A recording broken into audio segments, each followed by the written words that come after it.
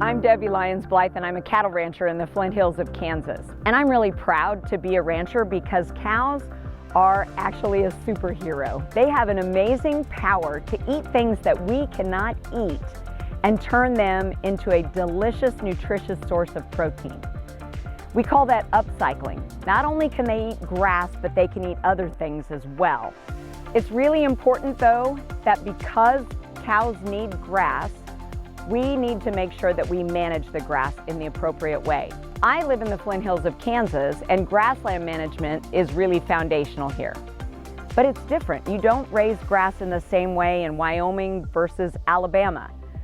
So the recommendation is that we have a grazing management plan that's appropriate to our own regions. If you have a grazing management plan, you are impacting the quality of the land, water, and greenhouse gases.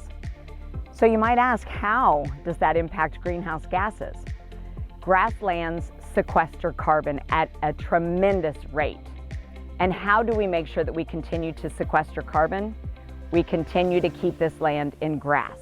And cows help us do that. If we did not have cows grazing this area, it would grow up into a scrubby forest.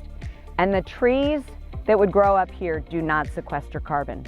These grasses reach deep down into the soil, sometimes 20 feet deep, to put that carbon in really deep.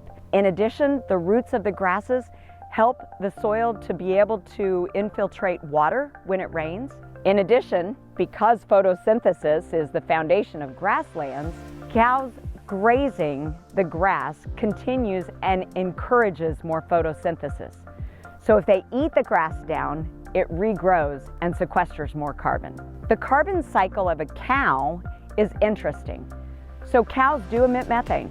They do. They burp methane, and that goes into the atmosphere and is within 10 years converted to CO2. That CO2 then is necessary for photosynthesis for the grass.